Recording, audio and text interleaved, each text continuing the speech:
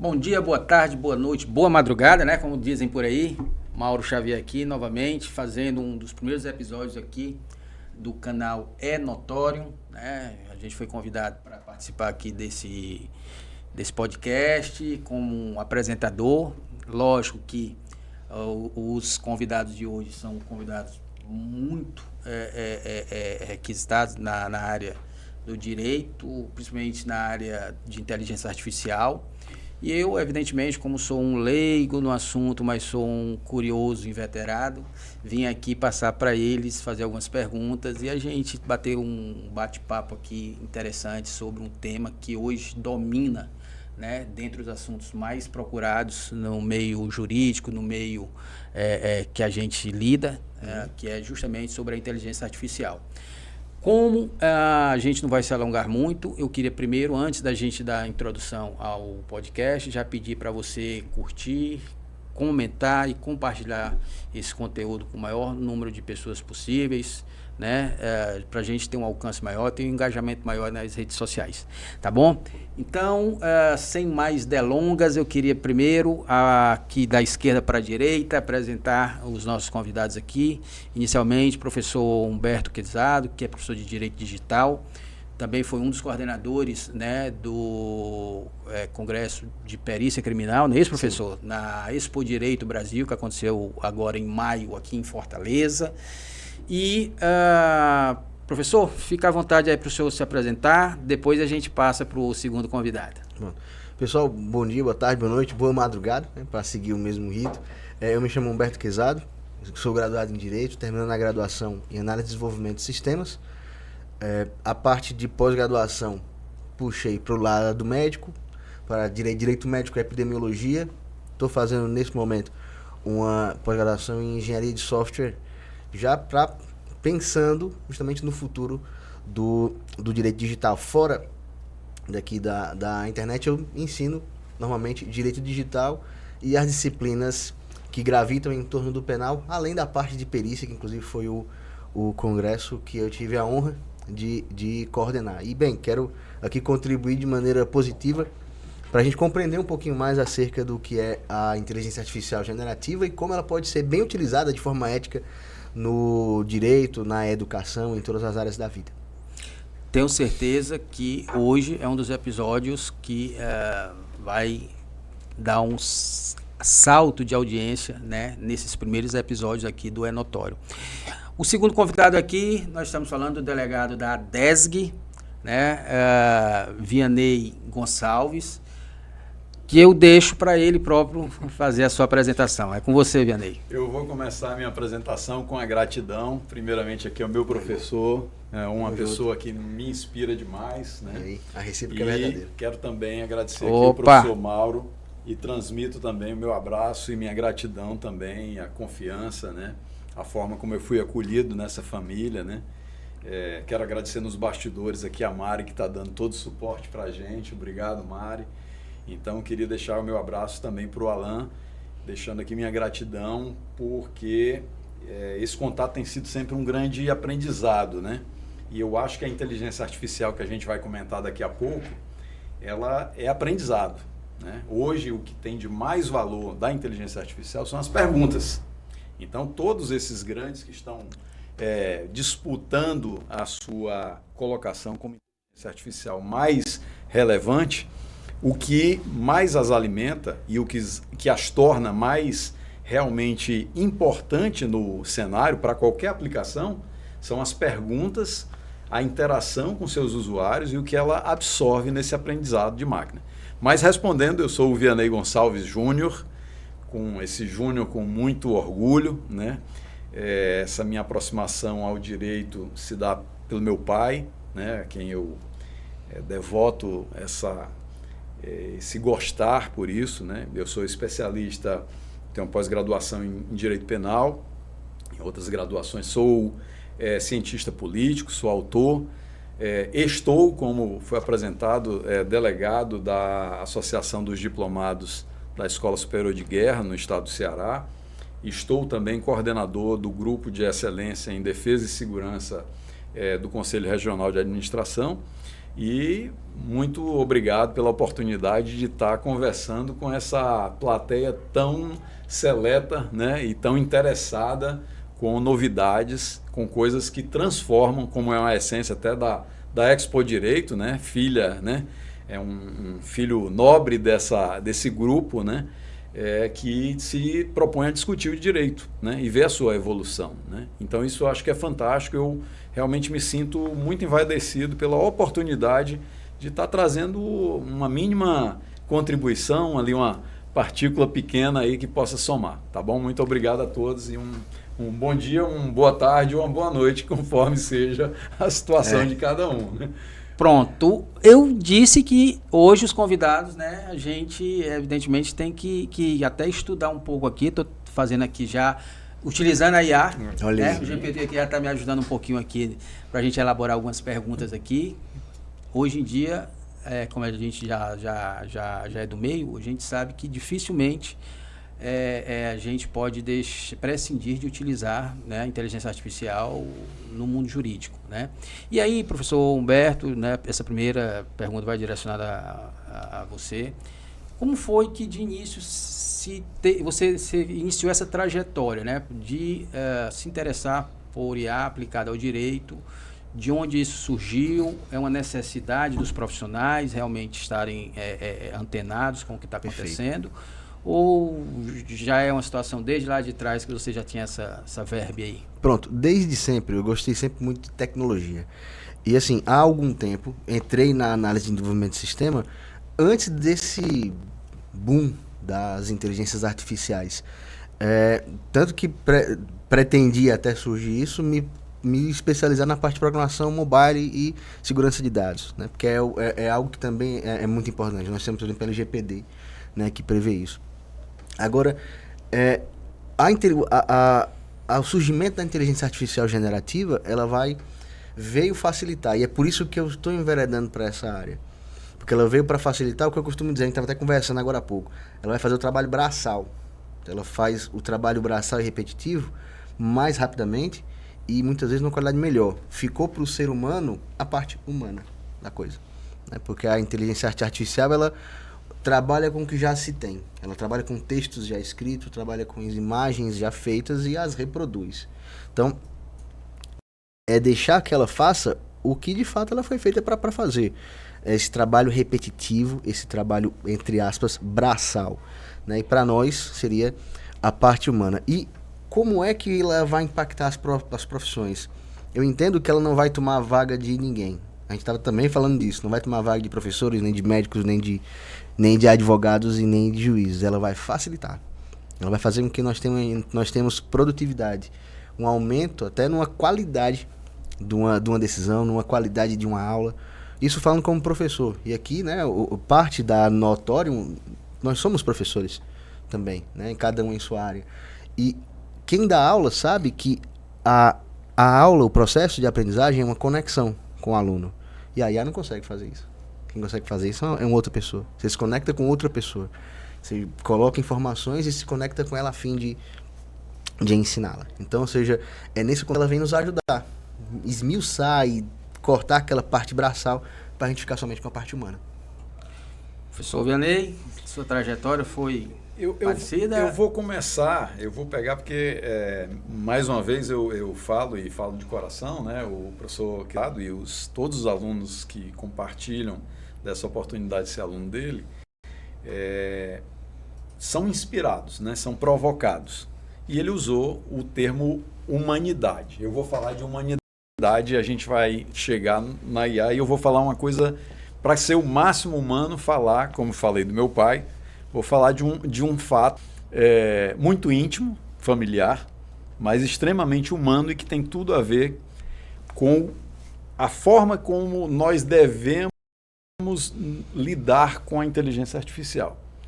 Que eu acho que são dois itens, duas forças da natureza que mais movem a transformação da humanidade.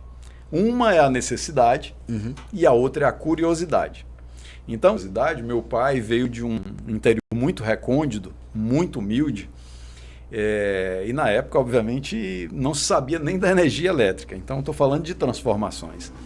E ele veio, né, como muitos que saem do interior. Hoje não é mais essa realidade, não é tão dolorosa, né? Mas veio morar na casa de parentes, né, para se empregar num comércio de um tio e pela primeira vez se deparou com a energia elétrica, com a eletricidade.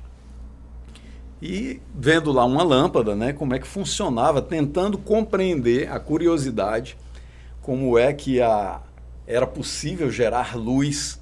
Ele que vinha lá das lamparinas, né, do interior mais escuro, vamos dizer assim, das noites que se adormeciam, né, junto com as galinhas, né, bem cedo, né? E ele armou uma escada, subiu até o soquete, tirou a lâmpada e enfiou o dedo dentro do soquete pela curiosidade de compreender, de sentir o que não compreendia. Então eu acho que aí essa humanidade nos traz, né? E aí teve uma trajetória muito bem sucedida, né? 3 formações e, enfim, construiu uma bela família. Mas o fato, né, é que essa curiosidade nos impulsiona. E se a curiosidade é bem aplicada, ela nos direciona para a gente compreender essas questões. E hoje se fala muito, né, essa nova revolução, que é a revolução da inteligência artificial. E aí como fica? Essa inteligência artificial tira o humano da jogada? Ou na verdade, ele coloca uma lupa sobre as relações de competências? Então, esse é um questionamento interessante. Eu trouxe, inclusive, para a nossa brincadeira hoje aqui, uma provocação que muitos já conhecem, né? Aliás, praticamente todo mundo passou. Quem já passou por algum tipo de teste psicológico, que são os testes de Rorschach. E eu pergunto aqui o que é que você vê. Então, se eu lhe passar e perguntar, o que é que você vê aqui? Eu digo, eu estou vendo uma cabeça de uma mosca aqui. Uma mosca em foto macro. Os olhos e as antenas. Ok. Professor Mauro, o que você vê aqui? Não sei se o pessoal dá para pegar bem, mas só para... Tá? Bom, professor Gani, aqui de princípio vejo a criatividade que vem, né? Vejo aqui alguma pessoa com uma fantasia preta abrindo os braços. Ou, se for o caso, até a bacia, né? A bacia do ser humano, também como uma espécie de radiografia. Perfeito. Pode ser essas duas. Perfeito. Da mesma maneira que nós respondemos diferente, e aí elaboramos as perguntas à IA, os prompts, como nós lançamos a ela o pedido de uma resposta, eu poderia dizer aqui que, na verdade, eu estou enxergando bailarinos que se encontram e que, nesse momento, começam a iniciar uma dança. Eles aqui já estão lançando braços, um para um lado, outro para o outro. Um tem o posicionamento do pé, provavelmente para iniciar o início da dança. Já o outro acompanha e eu consigo perceber uma série de movimentos. Então, essa provocação, que obviamente eu não quero aqui interiorizar na utilização disso na psicologia, aprofundando nesse aspecto, mas quero falar da complexidade de como nós narramos certas situações. Então, obviamente, da mesma maneira que eu narro algo que enxergo com mais detalhes, com mais nuances, a provocação que eu vou estar lançando para a inteligência artificial também vai ser devolvida mais rica, porque ela vai ter que considerar todos os itens que eu estou apresentando. Está sendo bastante específico. Eu começo a criar, né, até porque ela é, como nós falamos, generativa, ela vai partir dos elementos que tem para criar algo novo. Sim. Né? Ele não olha para trás, ele olha para frente. Né? E ele vai considerar o para trás o que nós estabelecemos como partida. Né? Então, por isso entra essa questão, eu trouxe apenas como uma brincadeira, uma provocação, para demonstrar que a riqueza de como você vai interagir com a máquina.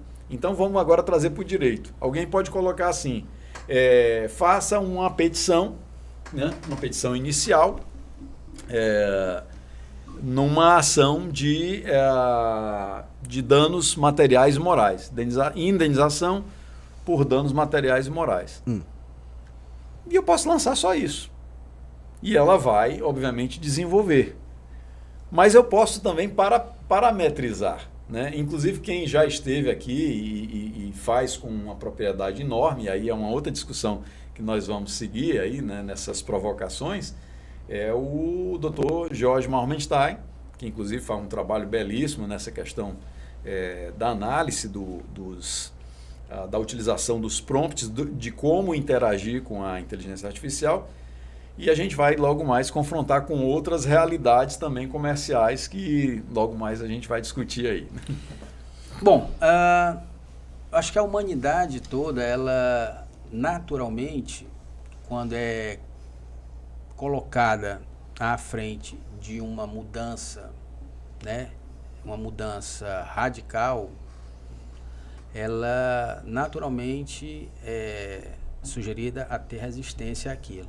Isso aconteceu em vários episódios, em vários momentos históricos da humanidade, seja na época da Revolução Industrial, seja no início do século XX, onde quando a eletricidade efetivamente começou a chegar nas cidades, né, muitas pessoas tiveram receio de que aquela eletricidade ia fazer mal, tiveram, da época, as fake news não são de agora, são de muito tempo, de que a eletricidade tirava o ar do ambiente, que ela... Fertilidade. Enfim, ficava infértil, é lógico que com o passar do tempo, com a mudança, as pessoas iam se acostumando e tudo.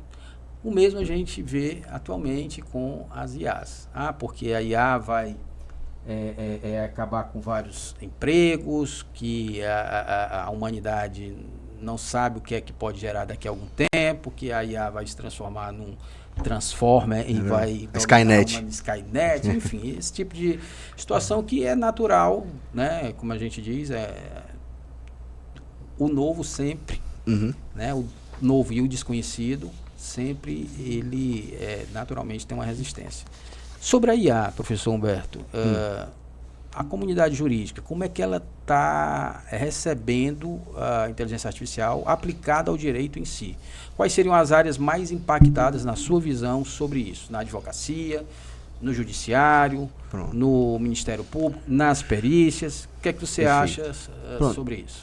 Eu entendo que, vendo pela ótica jurídica, a gente tem já teve uma resistência maior, mas está tendo cada vez menos resistência. Tanto é que os nossos tribunais superiores têm as IAs. Eles usam IAs para quê hoje? Inclusive, recentemente, este ano, foi regulamentado, né? Foi regulamentado, CNJ, inclusive, né? Quem participou disso foi até o próprio professor Jorge. O professor Jorge, a gente esteve com ele aqui. Ele ajudou nessa regulamentação. Isso, e assim, Resolução 615 do exato, que regulamenta o uso dela no judiciário. Então, ou seja, até os nossos tribunais superiores, eles têm as suas IAs que hoje servem para separar processos similares, né? Os tais recursos repetitivos que a gente vê no âmbito dos tribunais superiores. Isso facilita a prestação jurisdicional de maneira mais rápida. Óbvio, ele jamais vai tomar o lugar da figura do juiz, da figura do ministro, mas ele serve para separar aquilo que são assuntos parecidos, né? Isso na parte do judiciário. Para a advocacia, nós temos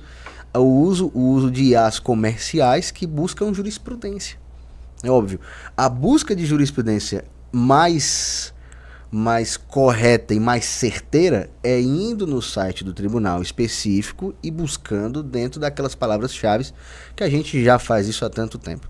Mas existem, cada tribunal do nosso país, ele tem uma API que você pode criar o seu motor de busca e acessa essa API direto para fazer busca de jurisprudência. Isso acaba sendo algo que facilita, que você faz uma busca. Agora, isso envolve saber manusear minimamente programação. Você utiliza dessa API, faz essa busca nos tribunais Brasil afora e traz aí dentro de critérios de busca, traz as jurisprudências que você acha que cabe na sua petição. Isso está sendo utilizado hoje, inclusive são APIs abertas. Aí corre-se o risco também da gente ver que, a vez ou outra é noticiado, o advogado que utilizou 100% da sua petição feita por IA. O exemplo que o professor Vianney falou. crie uma petição de dano moral e material. Ela vai fazer qualquer coisa, vai inventar jurisprudência, vai inventar fatos, vai inventar autor, vai inventar réu, vai inventar argumentação e acaba saindo uma coisa que não condiz com o seu histórico de advogado, não condiz com o seu histórico da faculdade de Direito. Ou seja, é preciso, e os tribunais têm feito, fomentar o uso ético. O uso ético disso. Até mesmo para o âmbito acadêmico. Existem IAs para o âmbito acadêmico, para você buscar papers que tem a ver com o que você está escrevendo, que ele conecta um paper a outro e você tem como citar todos. Tudo padronizado pela ABNT, seja, te ajuda a publicar, te ajuda a decidir, te ajuda a peticionar, desde que seja usado de maneira ética. Professor, e hoje em dia, o que é que você percebe, quais os principais receios, né, desses profissionais na utilização da IA no mundo jurídico? Professor Mauro, é o seguinte, a gente tem que raciocinar o seguinte, toda vez que você abre uma caixa de Pandora, você tem que estar preparado para tudo que pode sair de lá. Né? Então, primeiro, nós estamos num processo muitíssimo vertiginoso de aprendizado da própria inteligência artificial, utilizando Deep Machine Learning, né? Ou seja, a máquina aprendendo, se a gente fizer aqui um resgate em algumas palestras, eu coloco, né, aquela questão da busca, quando você começava a escrever um texto, né? Por que ele coloca para você, especificamente, se nós utilizássemos a mesma época, mesmo aparelho, e ele começasse a digitar um nome e eu também outro nome, e por que é ofertado para mim um e não o mesmo para ele? Porque ele já leva em conta todo um histórico dos contextos, e aí a gente leva para uma grande preocupação, né, quando essa questão do receio. Se a gente parar para pensar, quem é que mais conhece sobre você mesmo? É sua esposa? São seus filhos? São seus pais? É você mesmo? Ou é o seu celular? São as redes sociais. Hoje? Eu coloco o celular pelo seguinte, porque ele é a interface com isso tudo. Né? Porque, veja só, quando a gente fala... Aí, olha como é bacana esse tema, eu acho que é um tema que tem que ir. Seu celular sabe aonde você vai, sua esposa esse é um tema não. delicioso, porque aí ele começa a entrar em filosofia até do direito. Porque, veja só, aquilo que eu exprimo nas redes sociais, aquilo que eu quero que as pessoas me vejam, como eu, às vezes, me imagino e não sou, fala sobre mim. Mas eu tenho, vamos dizer assim, um juiz neutro que recebe todas essas informações e as intermedia, que é o celular, ou no caso o computador, mas o celular porque você está com ele toda hora. Dependendo do tipo de API que você use, ele sabe até a sua pressão arterial, ele sabe a sua frequência cardíaca, ele percebe quando você responde de uma forma irritada ou não. Então, se a gente parar para pensar sobre a capacidade hoje, a partir do aprendizado da máquina, ou seja, o que a inteligência artificial é capaz de fazer, é realmente preocupante. E aí entram os estudos, né, sérios, né, de grandes grupos, que apontam, por exemplo, a possibilidade que já em 2027 nós teremos a superinteligência. O que seria a superinteligência? Né? É aquela inteligência autogenerativa, ou seja, ela mesma escreve os seus próprios prompts, não mais necessitando da interação do humano, porque ela, talvez a forma que ela colheu de todos nós, e ela já sabe, e aí entramos num questionamento ético gravíssimo. Né? A Índia anunciou agora recente a utilização do juiz de inteligência artificial para causas mais simples. A China também tem. Menores, vamos chamar assim. Mas o que são menores? Né? Então, a gente está falando que a gente pode prever que daqui a algum tempo os juizados especiais vão ser substituídos. Uma analogia aqui no Brasil seria os de menor potencial ofensivo, como as que são que tramitam nos juizados especiais. Ou então aquelas que dispensam, né? ou aquela que dispensa advogado, que você pode reduzir a termo no próprio tribunal. Pois é. E aí a gente começa com essa questão do questionamento ético, que desperta para uma das pesquisas que me provocou, e eu estou aqui em primeira mão, né, utilizando essa expressão, que é fruto ela dá nome a um livro aqui que eu retirei aqui até os autores, porque eu estou convidando aqui alguns nomes interessantes para escrever junto, e essa questão da era do direito artificial. Não como uma crítica, mas como uma provocação a ser debatida, ser enfrentada, sem preconceitos, e a gente analise todas essas consequências. Por quê? Quando a gente fala nessa possibilidade, a gente já está, mesmo que tenha qualquer tipo de filtragem, por exemplo, de uma entrada de uma petição inicial, né? Se ela de alguma forma não preenche os requisitos, ela já faz uma filtragem, querendo ou não, e aí a questão da grande preocupação até da advocacia, a fala, né? A palavra, é um dos eu comentei até com o professor, um dos textos, né?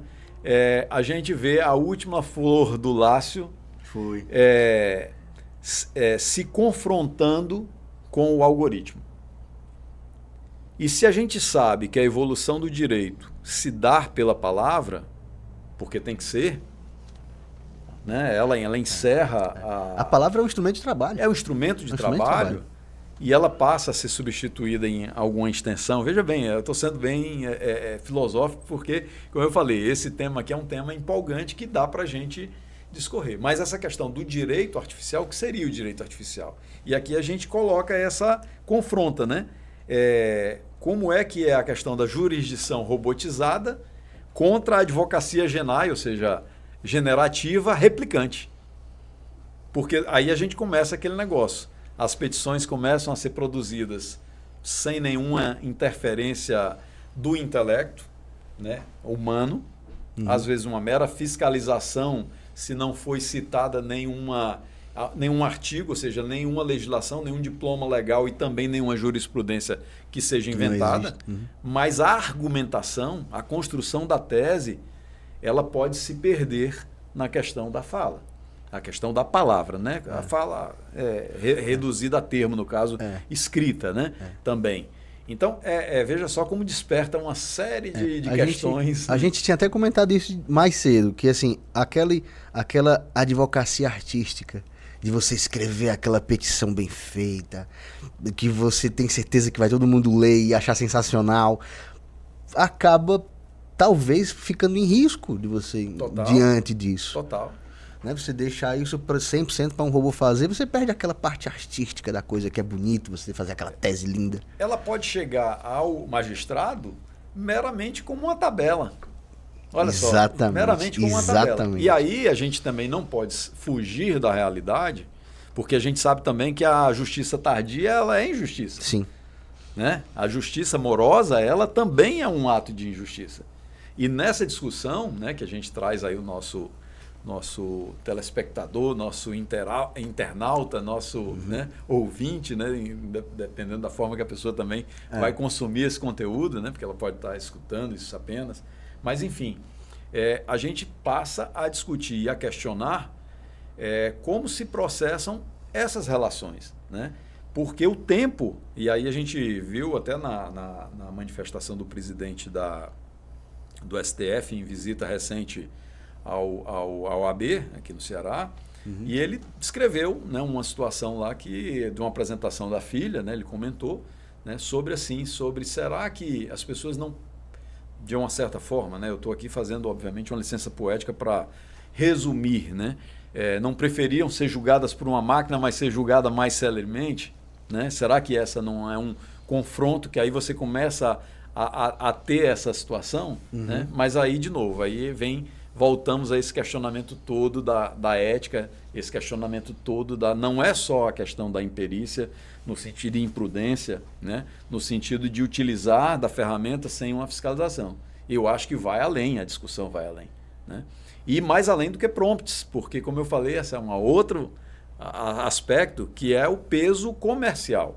O peso comercial, você acha que alguém quer disponibilizar uma ferramenta que eu seja um engenheiro de prompt para me atender, ou ela prefere um instrumento que seja acessível a qualquer pessoa que chegue por voz e pergunte, olha, estou precisando fazer o trabalho do colégio que eu não fiz, né? Eu estava atrasado e é isso e aquilo, e pum, cai lá o trabalho já digitadinho, bonitinho, com imagem. Formatado. Vamos lá, comercialmente, o que é que a gente acha aqui? Vamos ser bem sinceros. Não, se você bota comercial... Comercialmente você vai ter muito mais... E por isso o investimento hoje massivo, né, é exatamente na não necessidade de você ser um extremo conhecedor da questão de engenharia de prompt. Né? Eles apostam, obviamente, isso é natural. Né? A gente enxerga isso. Né? E aí eu trago essa pergunta. Né? Esse é um questionamento que eu gostaria de ter outros players, essa continuidade. O próprio professor Jorge seria um fabuloso enriquecedor desse debate. Até que ponto, até quando nós teremos um prompt perfeito, trazendo uma resposta tão diferente de uma pergunta simplista, interpretada pela máquina por compreensão dessas necessidades. Sim. Né? Olha só. E é um negócio interessante, porque se você for pensar o seguinte, temos um engenheiro de prompt que ele vai até certo ponto. Né? Se o cliente do engenheiro de prompt solicitar alguma modificação em um projeto, lá você tem que refazer todo o trabalho.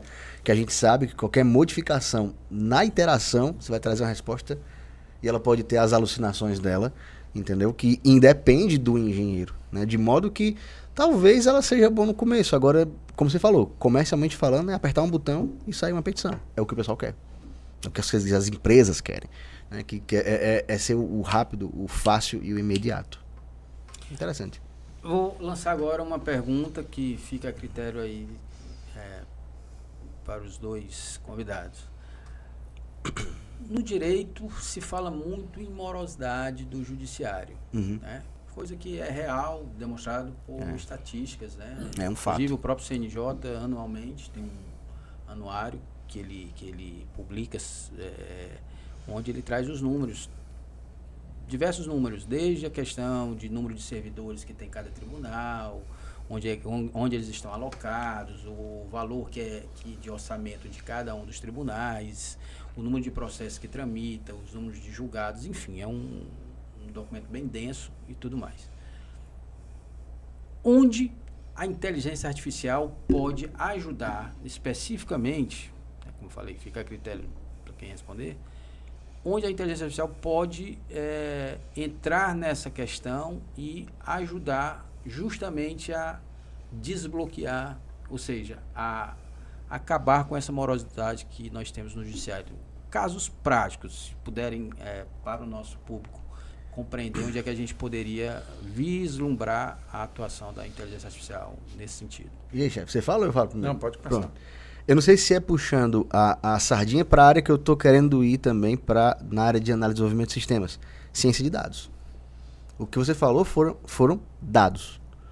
Né? Então, nós temos dados de atraso, nós temos dados de data de sentença, nós temos dados de tempo que o processo está concluído para julgamento, que fica meses e anos concluído para julgamento. Esses são bem conhecidos. Esse é o mais conhecido. Você vai lá e está concluído para julgamento. Aí o cliente fala, doutor, está concluído, quer dizer que o meu processo acabou? Não. Então ele pode ficar por isso por tempo indeterminado. Então, ou seja, você pega uma área de ciência de dados e colaciona essa multidão, esse mundaréu de dados e coloca isso no que a gente chama de business intelligence. Ou seja, você tenta compreender esses dados e a partir deles tomar decisões. Ele vai servir para isso, né? Uma inteligência de negócios aplicada à efetividade da jurisdição. Ou seja, você vai compreender aonde estão os principais gargalos, e analisando esses dados, e a partir dessa análise propor mudanças estruturais, propor inclusive até mesmo gratificação por sentenças mais rápidas, alguma coisa assim, como já existe até certo ponto, por exemplo, na Justiça do Trabalho, né, tem uma gratificação que está adstrita ao juiz não atrasar uma sentença. Então, ou seja, isso aí seria uma forma de estimular, mas para poder mexer nessas estruturas ou propor mudanças, você tem que conhecer os dados a fundo e tentar pegar esse calhamaço de dados e propor ou conhecer os principais entraves e gargalos. Só queria tecer um comentário. O professor já deu aula aí, né? Eu assino embaixo mas novamente, né? Trazemos esse questionamento, né? De que confrontamos essa questão ética, da própria posição do julgamento do magistrado, porque se a gente também parar para analisar a estrutura como um todo, e aí a gente começa, hoje, por exemplo, nós estamos numa discussão da questão da pejotização, se, teoricamente, a Justiça do Trabalho deveria migrar, né, para... Então, assim, você fica preocupado também com esse complexo de entendimentos do que é que isso implica na máquina como um todo. Então, assim, é um enfrentamento, eu digo enfrentamento ao fato, né? Ou seja, confrontar com os fatos. Ela precisa de honestidade, né? Total, assim, honestidade intelectual de como lidar com o problema, mas também de aquilatar como buscar essas soluções, né? Sim. Do que estamos presenciando e testemunhando hoje em relação à IA, vocês podem, como é que a gente diz, apostar um prazo, um tempo, onde a IA vai poder julgar? Eita.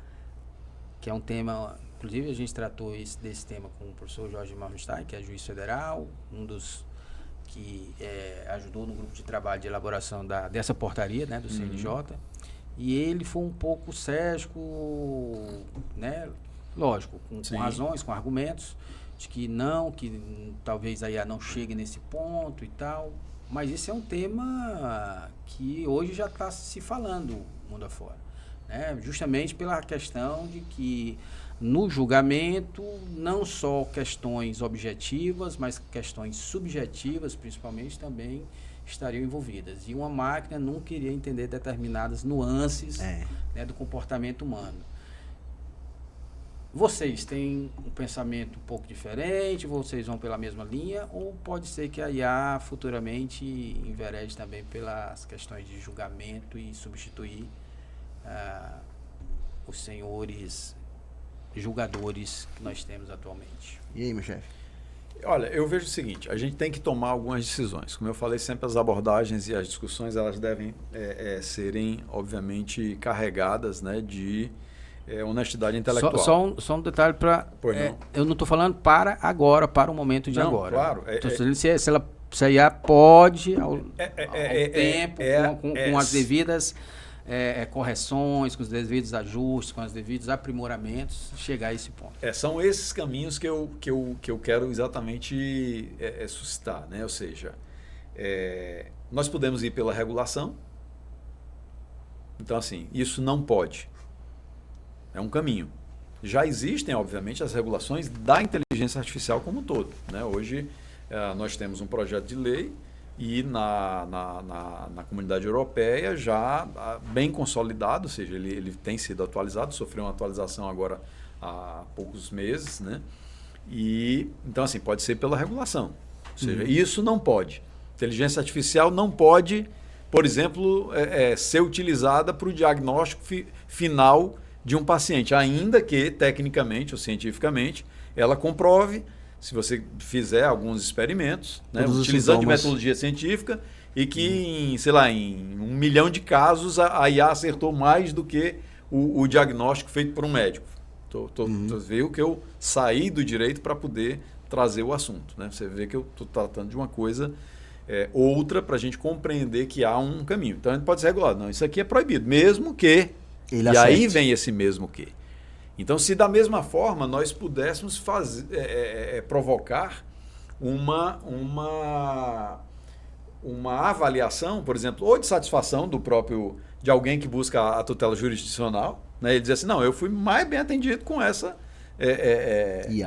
IA do que com um julgamento, né? Pela questão dos fatores todos, de tempo e etc. Tal. Então, assim, os caminhos que nós vamos buscar e como nós vamos caminhar, eles são complexos, né? E vão depender de uma série de coisas.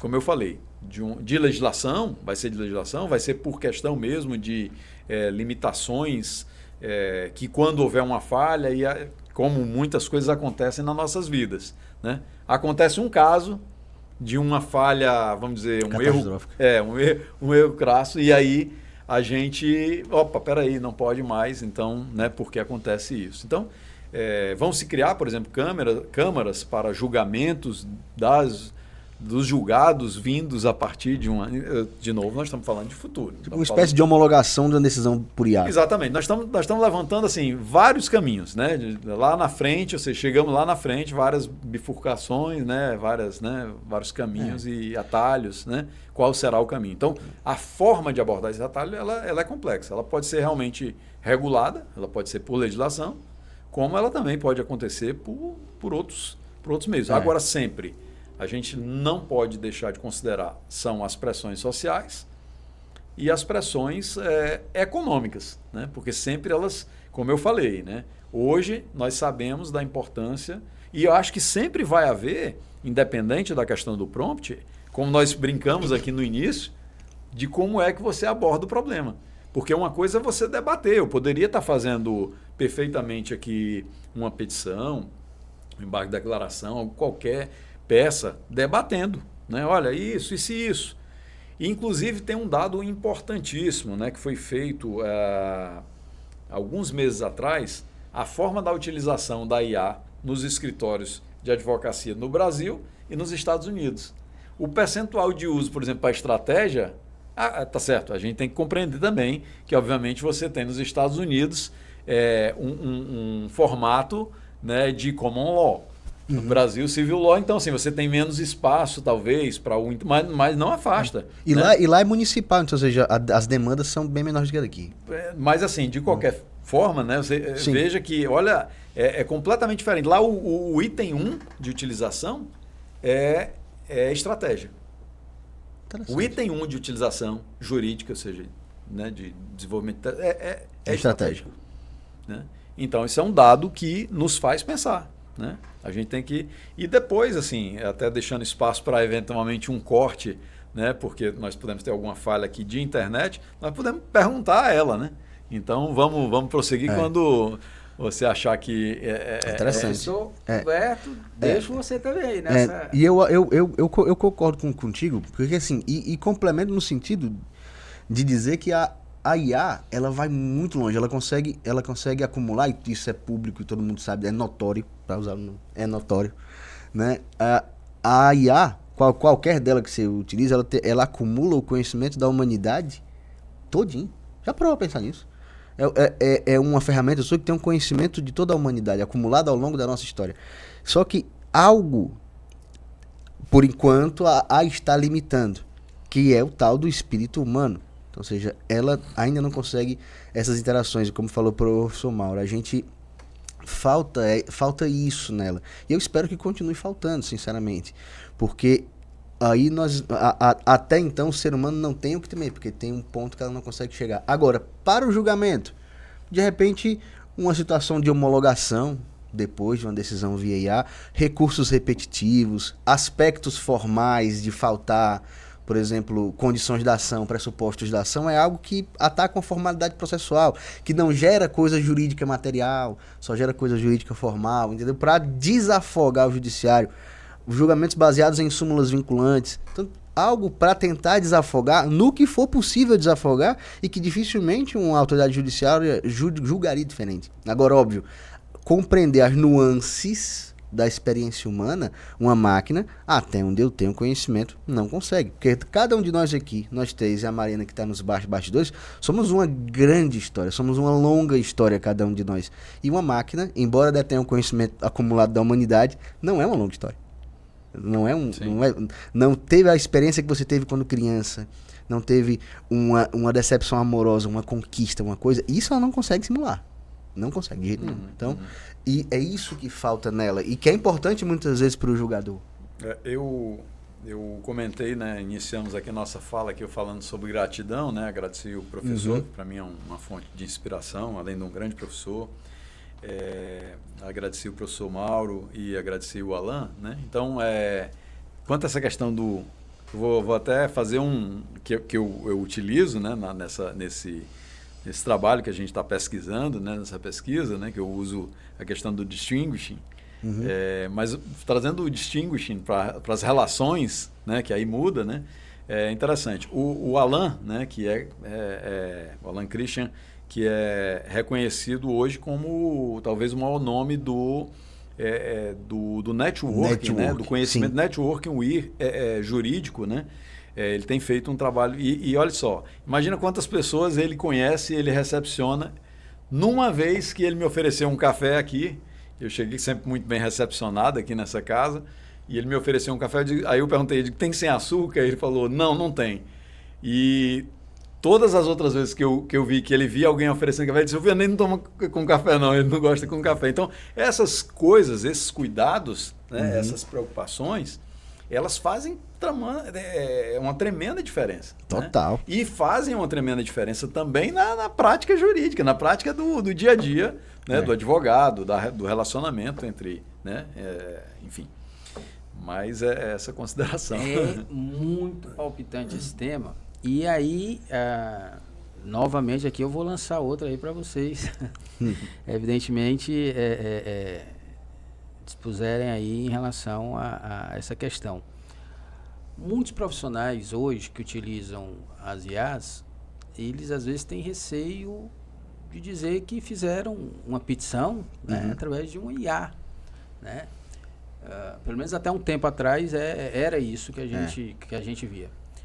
Depois da resolução do próprio CNJ, que regulamenta essa questão, inclusive dentro do âmbito judiciário, né, uma IA, ela, a princípio, pode até julgar pelo que está disposto na resolução. Só que, lógico, sempre com a supervisão humana, sempre com o magistrado ou o servidor informando que aquela decisão,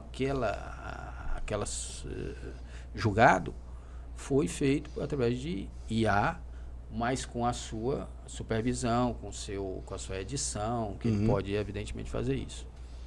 Ora, se dentro do próprio judiciário, pelo menos é o que está disposto lá na resolução, está sendo dessa forma, os demais profissionais, né, isso eu me refiro a todos os outros que militam dentro do mundo jurídico, seja o advogado, que é um dos principais, seja o próprio Ministério Público, as defensorias públicas, o perito, procuradores, enfim. Como é que esse profissional, tirando a questão do judiciário, que a gente já colocou aqui, como é que esses profissionais hoje poderiam, né, como é que a gente diz, se qualificar, não deixar o bonde da história passar? Sim. Né? Vocês que estão na área, que têm essa curiosidade, trabalham com inteligência artificial, como é que vocês sugeririam, como é que vocês aconselhariam esses profissionais a não perderem esse fio da história, né? Pronto. Primeiro de tudo, palavra-chave ou expressão-chave, uso ético. Ponto. O uso ético eu entendo como princípio, né? E, tal qual o Robert Alexi, princípio como mandamento de otimização. Se você tem alguma dúvida no uso da IA, no seu dia a dia do trabalho, seja como professor, perito, advogado, juiz, o que for, pense, o que eu estou fazendo é ético? Eu estou enganando as pessoas com quais eu estou mostrando o meu trabalho? Você, enquanto professor, escreve uma nota de aula 100% utilizando IA? Se for isso, veja se é ético. Ou seja, se não for ético, entendo isso como um crivo. Se não for ético, reveja. Ou seja, porque eu acho que você, à medida que você joga tudo para IA e não faz um controle disso, você está sendo antiético com os outros e consigo. Né? Por exemplo, no caso do professor, né? Você joga todo o seu plano de aula para uma IA, joga toda a nota de aula para a IA e você não faz nada, só repete as palavras que a IA manda você repetir numa aula. Se um aluno te perguntar alguma coisa fora do padrão, você se perde. Então, ou seja, você está se enganando e está, talvez, eventualmente, cometendo um estelionato educacional. Então, veja a questão do uso ético. Isso serve para tudo. Até mesmo para o perito, que tem que ter a parte humana. Por exemplo, hoje, na perícia, nós temos equipamentos que parecem coisa de filme. Scanner 3D, que o cara chega e reproduz um local de crime inteiro dentro de uma maquininha que ele reproduz ele inteiro numa imagem 3D. É óbvio que o perito precisa trabalhar e vai trabalhar isso. E os peritos, via de regra, são cientistas, adoram isso. E a imensa maioria deles não utiliza IA. O cara faz o laudo no braço, a partir desses equipamentos. Então, isso também deve se aplicar aos outros profissionais que militam ou tangenciam a área jurídica. Os professores, tradutores, defensores públicos, tudo isso é tentar utilizar a IA para o qual ela foi criada desde a década de 50, como uma ferramenta e não como um substituto seu. Aí é como eu penso, né? Você tem a opção de ficar mais inteligente ou mais preguiçoso. Opte por ficar mais inteligente usando a IA. Perfeito. Eu complemento só mais um detalhe, né? A compreensão dessa mudança desse mundo que nos rodeia, né? Vou pegar aqui essa questão da perícia, porque até foi fruto também de uma provocação daqui, do Grupo Notório, né? Que é a questão de uma outra palestra que nós preparamos, um estudo, né? Que na verdade até a da palestra está surgindo aí um novo livro, né? Que é a estratégia Matrix IA no jogo processual penal, né? Então a gente compreender que hoje tudo isso que a gente está vivendo aqui, se a gente parasse para fazer, e aí eu gosto muito de usar dessas analogias porque facilita Sim. a compreensão. Se a gente pensasse aqui numa Matrix, né? Então vamos partir dela como todos esses elementos que aqui estão, que poderiam ser reproduzidos a partir de uma série de informações, né? Herb, a questão dos dados que estão trafegando nesse momento nos nossos celulares, horários de acesso, a transformação dessas imagens de câmera, o posicionamento que nós estamos, que pode ser, vamos dizer assim, reconstituído com a utilização de 3D. Então, assim, é importante que, eu acho que é quase que aspecto de sobrevivência, que o advogado, né, e aliás todos que fazem parte do jogo processual têm que estar cientes, até porque da mesma forma que a gente viu, por exemplo, um debate que aí abre uma outra polêmica, uma outra discussão, né, quando houve aquela declaração do ministro Lewandowski, né, que a polícia prende mal, né? Então, assim, talvez, às vezes, a primeira resposta que a gente tem é a indignação ou alguma coisa, mas eu acho que sempre desperta o questionamento, a curiosidade, né? Mas peraí, como, por quê? Vamos para números, né? Porque aí a gente sai da questão meramente filosófica, no sentido de dizer assim, não, eu acho, o achismo, né, tende a isso. Não tende a nada. Vamos lá nos números, né? Vamos ver assim quantos relaxamentos de prisão, vamos dizer, se dão por questão de uma prisão ilegal, né? Mas também a compreensão disso daí como se a gente estivesse falando de uma grande transformação do fato que nós estamos vivendo aqui em dados, né? Em dados diversos, né? Eu estou falando em dados que são sinais dos mais diversos tipos que podem ser reproduzidos, trabalhados e desenvolvidos dentro de uma estratégia. Sim. Né? Ou seja, se eu começar a observar tudo como a aplicação de uma estratégia que pode vir desse paralelo, que hoje não é paralelo, ele é um real a todo momento, aqui o meu celular próximo de mim, o seu, do professor Mauro aqui utilizando. Então, isso tudo a gente tem uma série de... Né? Se a gente pegar, por exemplo, o vídeo que estava aí, se ele está produzindo alguma coisa ou se está transmitindo ao vivo a posição nas redes dele sociais, no GPS, tudo isso. Além disso, né, os dados, os metadados que são produzidos, horários, né, o cruzamento disso tudo. Então, assim, você tem praticamente uma transcrição, é uma transcrição narrativa, ela é transcrição, descrição e narrativa digital de tudo que a gente está falando. Então, se você... Para compreender essa quantidade de dados, e o professor foi muito feliz quando ele falou nisso, em questão de, olha, nós estamos falando de quantidade de dados. A racionalização de uma quantidade de dados exige, e a utilização da inteligência artificial, sim, aí ela passa a ser realmente um excelente parceiro, né, em todos os papéis que se ocupe dentro do jogo jurídico, né? Eu fiz essa indagação para dar aqui um exemplo prático para a gente caminhar aqui para a parte final. Um magistrado, de forma ampla, seja de primeiro grau, segundo grau, ou tribunal superior, enfim. Normalmente, ele tem as decisões dele, mas não é ele que digita as suas decisões. Perfeito. Seja um despacho inicial, seja um despacho interlocutório, seja o próprio julgamento da sua decisão. Geralmente é feito, e é para isso que existe, é legal, é ético, enfim, os seus assessores. Sim. Como se eu até brincar Não, pouco aqui, perfeito. lógico, na medida, é como se fossem as suas IAs humanas. Sim, Sim. perfeito. Colocação perfeita, fantástico. A partir do momento que ele faz um pedido para o assessor, julgue neste sentido, este fato, e me traga que eu vou supervisionar, aí vem a questão da supervisão, a sua decisão, eu assino ao final se eu concordar ou discordar. Se eu discordar de algum trecho, algum parágrafo, alguma frase, eu peço para você fazer a correção e aí vai moldando aquilo até chegar ao ponto que diz, não, beleza, agora está do jeito que eu queria, eu vou assinar aqui.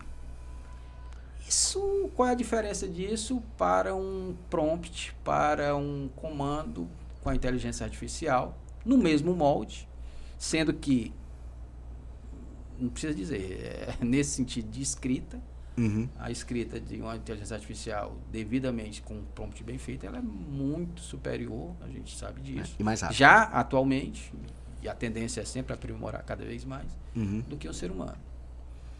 Lógico que ao final disso, ele tem a responsabilidade, tem a ética de olhar se aquele prompt final foi devidamente conduzido da forma como ele entendia. E aí ele entendeu, não, agora chegou no ponto que eu queria, está tudo certo, essa jurisprudência é verdadeira, já conferi aqui, não é nenhuma inventada, não é nenhuma ilusão, está tudo correto, está tudo certo. É isso. Eu não escrevi uma letra, não digitei uma palavra, mas ela está no meu... De acordo com o meu entendimento. No meu entendimento. É isso que eu entendo, está aqui a jurisprudência, está tudo certo. Eu vou assinar. Tá. Eu nunca tinha pensado nisso. Não, eu nunca tinha pensado nisso. E jogou. Eu acho perfeito, o comentário ele é perfeito, porque... E nesse exemplo prático, eu quero saber qual é a diferença que existia para o anterior. Desde que, lógico, essa supervisão, Sim. lógico que tem que ter, ao final, tem que ter, mas o ganho de produtividade disso... Sou obrigado a A gente concordar. estava falando do início aqui, no meio da nossa conversa, em relação à morosidade do judiciário e tudo. E eu dou até um exemplo fora do âmbito jurídico. Hoje, e não preciso dizer, tem muitas pessoas que têm um livro, tem um título, tem um autor, e às vezes esse livro ele é best-seller, vende milhões de cópias. Às vezes quem escreveu aquele livro não foi aquela pessoa. Foi o Foi- Ghostwriter. Uma pessoa profissional Sim. da área, que escreve livros, ele tem uma entrevista com você, Sim. você diz a sua história, às vezes, principalmente isso no âmbito das bibliografias, mas isso tem em outras áreas também. Mas Tem demais. Isso é E histórico, é inclusive. mais ou menos parecido. Não, Ou seja, o cara, quando ele lê o livro no final, ele diz, não, realmente você descreveu ou um pensamento meu, ou a minha bibliografia. Mas aqui. era isso que eu estava querendo escrever. Era isso, é isso. a sua colocação ela é perfeita. E aí, esses dois exemplos práticos, dentro do Cara, judiciário, dentro da comunidade jurídica e fora, qual é a diferença que se faz? Desde que óbvio. tenha, lógico, ao final, a Uso supervisão, eu não dizendo, tinha- olha, isso eu aqui nunca- foi feito por IA, mas eu estou de acordo, é isso aqui que eu penso. Eu nunca Professor tinha Mauro, pensado nisso. a sua colocação ela é muito bem-vinda nesse momento da Se discussão. Pelo vocês seguinte, enxergam algum ponto diferente aí, né? o professor Humberto Quezado usou uma expressão aqui do ghostwriting, né? Que é algo consagrado na questão histórico isso. É histórico, assim, isso é uma profissão. Ghostwriter. O ghostwriter, ele é uma profissão. É o cara que vai debater, por exemplo, as suas ideias. Ele vai, vamos dizer assim, digitar ou escrever à mão. Os tópicos. Ele vai utilizar as palavras dele, mas... E você que está lendo, diz, não foi isso que eu quis dizer. Enfim. Exato. E aí a gente transcreve o que o amigo falou sobre a questão do livre convencimento do juiz. Então, assim, o que a gente tem que perceber nesse alcance é o que é que chega até ao ghostwriter ou, no caso, ao juiz. Será que o que, vamos dizer assim, foi peticionado inicialmente chega a ele? Esse é um questionamento, entendeu? Ou seja, uma coisa é ele transcrever, e aí a gente tem que lembrar, né, sempre lembrar, que é uma discussão muito, muito válida, né, da questão do que é a função do juiz e o que é justiça. Nós fazemos uma confusão, e a sociedade ela transfere as suas angústias, as suas pressões, muitas vezes para o ente equivocado. Né? Eu costumo dar o exemplo, digamos que um juiz é vizinho de um determinado réu, que ele conhece desde criança, que ele sabe de tudo negativo da pessoa. Mas se ele é um bom juiz, pelo menos dentro do conceito da posição dele como magistrado, ele tem que julgar os autos, ele tem que julgar o que é que foi trazido a ele como provas. Então é um julgamento probatório. Processual, né? Exatamente. Ele não pode julgar, eu sei que esse cara bate na mãe dele todo dia, eu sei que o cara é isso, mas ele tem que se absorver. Sim. Então, se há algo errado nisso, e a pressão, muitas vezes nós não transferimos para o legislativo, que é onde as leis refletem as angústias da sociedade. Então, nessa questão dessa transcrição, e o professor também foi muito feliz quando falou de ética, né, da conduta ética, mas é isso mesmo, ou seja, já acontece. Por exemplo, se você parar para pensar na função de um assistente, ele faz exatamente isso. Ele é o cara que vai, muitas vezes, pegar... Eu fiz uma brincadeira aqui, lógico, não, guardadas as claro. devidas proporções, mas é como se fosse uma inteligência artificial humana. Perfeito, não artificial, lógico, perfeito, é humana. Perfeito. Mas é mais ou menos o que acontece, ou o que aconteceria com a utilização de uma IA, que, volto a dizer, mesmo no estágio atual, ainda falta muita água para rolar debaixo da ponte, como a gente brinca. Certeza. Muito aprimoramento a ser feito, muitos ajustes, mas ele ainda assim, no estágio atual, ele é muito mais produtivo do que qualquer ser humano, em termos de escrita. Seja em quantidade e seja em qualidade. Desde que, lógico, o prompt, o comando, seja bem... A parte braçal, como a gente falou no início desse episódio, a parte braçal da coisa ele faz mais rápido e melhor. Sim. Com certeza. Não tem como. Não tem como. Pois é. Ele escreve uma minuta dessa em segundos. E a gente demora um dia inteiro para escrever uma minuta dessa de sentença. Sim. Então, ou seja, talvez seria um trabalho onde o assessor devesse ser treinado numa interação correta com a inteligência artificial para poupar o trabalho dele e ele fazer uma primeira revisão, uma primeira triagem para só então apresentar ao magistrado. Quem sabe? Ou seja, é uma produtividade para ele enquanto servidor. Né? Para ele já passar fazendo de repente uma primeira triagem para depois apresentar essa versão já filtrada para o magistrado fazer passar pelo crivo dele. É o mesmo exemplo, agora tirando dentro do judiciário, colocando para fora, não do judiciário, mas do sistema judiciário, mas do profissional, no caso do advogado. O advogado, ele pode perfeitamente, sempre lembrando que o professor Humberto Quezado colocou aqui, a questão da ética. Desde que isso fique bem registrado, bem claro. Olha, não, essa petição aqui, quem fez foi a IA, mas foi sob minha supervisão. Eu fiz o comando e ela colocou todas as jurisprudências verdadeiras, reais, existentes, do jeito que eu queria, ficou na formatação que eu queria e eu assinei. Eu não vejo problema nenhum. Ora, se a própria... o judiciário tá se a própria resolução do CNJ permite isso, desde que lá na resolução seja identificado e informe que é por IA, e aí tem que seguir vários requisitos, né? Tem que ter feito um curso, enfim, tem uns requisitos lá. Tem que ter habilitação para fazer. Tem que ter habilitação, tem alguns requisitos a serem preenchidos pelo profissional do judiciário. Mesma coisa para acontecer, seja com advogado, seja com procurador, seja com defensor público, seja com perito, enfim, todos que militam na área do direito podem, desde que eticamente indiquem no final da petição. Porque você reduz ela ao que ela é uma ferramenta. Sim. Ela é uma ferramenta. Ela é uma ferramenta. Ponto. Eu vi uma vez uma comparação muito interessante, que quando inventaram as calculadoras eletrônicas, os professores de matemática pensavam que iam perder o emprego. E ninguém perdeu. Entendeu? A matemática evoluiu. É a mesmíssima coisa. A gente vai se adaptar ao uso ético da IA. Bom, meus queridos, não precisa dizer que esse tema é altamente atual. E eu acredito que por um bom tempo ele ainda vai considerar Com certeza. ser atual. A velocidade com que as inteligências artificiais estão moldando o mundo, não só na área jurídica, mas a sociedade como um todo, é impressionante. Eu sempre brinco e digo, né, que a gente está vivendo uma revolução sem precedentes na história humana. Sim.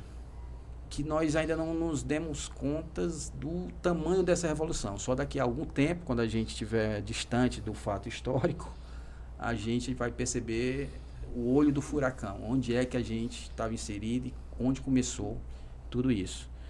Então, portanto, é um assunto que não se acaba num podcast desse aqui. Eu posso até novamente já estendo o convite aqui para a gente, já estão convidados, sintam-se convidados, para ver se a gente faz novos episódios tratando sobre o mesmo tema, pegando, lógico, outras nuances, seja no campo jurídico, seja até em outros campos da sociedade. Vocês já se sintam convidados para isso, tá? Então, obrigado. em razão do tempo, né? Lógico, a gente já está indo para as considerações finais e eu queria, lógico, que vocês fizessem, já introduzissem essa parte para a gente encaminhar aqui a questão do...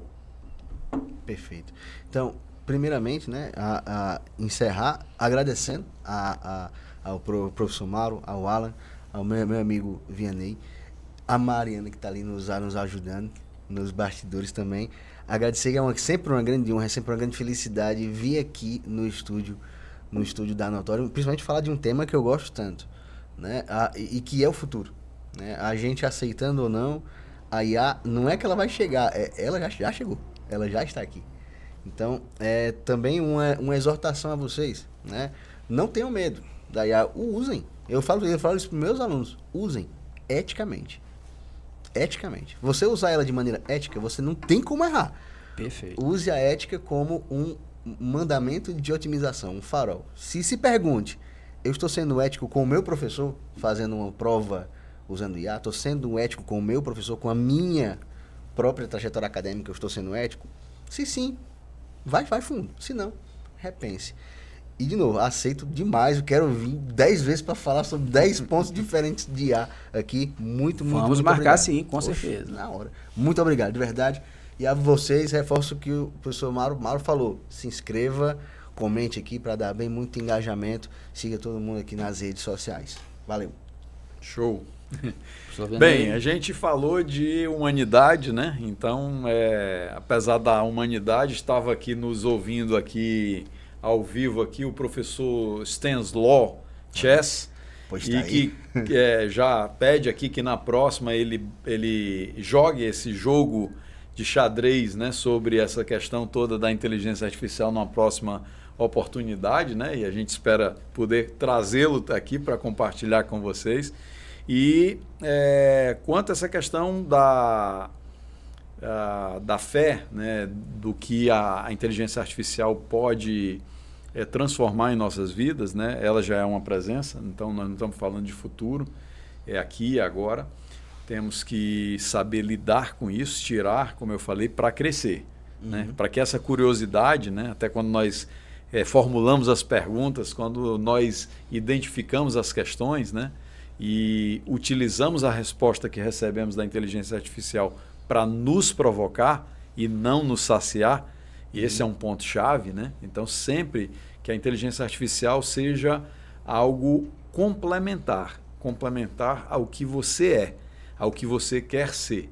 Né? E, nesse momento, eu quero ser muito grato a você que nos assistiu, que está nos prestigiando aí com o seu tempo. Peço que compartilhe com mais pessoas. E o meu agradecimento mais uma vez aqui para o meu parceiro, professor, também professor Mauro, para o Alan Christian, que não está aqui conosco, queria estar, mas na próxima certamente a gente vai estar batendo essa bola. E a Mariana, que deu toda a força, além da recepção especial que sempre faz, né, Mariana? Que eu encho muito o saco. Mas, pessoal, muito obrigado. Professor, muito obrigado, tá? Estamos à disposição.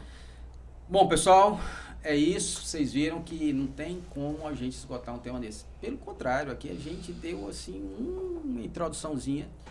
Como eu falei, certamente a gente vai realizar outros episódios. Acho que até o próprio público aí vai estar pedindo isso. Com certeza. Né? Então vamos marcar novos e já Vamos só acertar os dias e os horários. Fechado. Tá bom? Pessoal, era isso, né? Como vocês viram, não tem como a gente discutir todo um tema num único episódio, mas já se sintam convidados também para a segunda parte, terceira parte, quarta. Vamos fazer uma série aí desse negócio. Show, né? na hora. Top. Na hora. É isso, pessoal.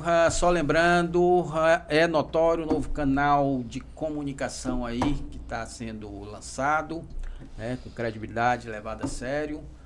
Vocês, por gentileza, curtam, comentem, compartilhem esse episódio, divulguem entre seus amigos, em grupos de WhatsApp e vamos realmente, na medida do que a gente puder, difundir o conhecimento humano e principalmente o que está sendo discutido hoje na sociedade. Muito obrigado novamente aos convidados. Pessoal, fiquem com Deus. Esperamos vocês já na próxima. Um abraço. Show.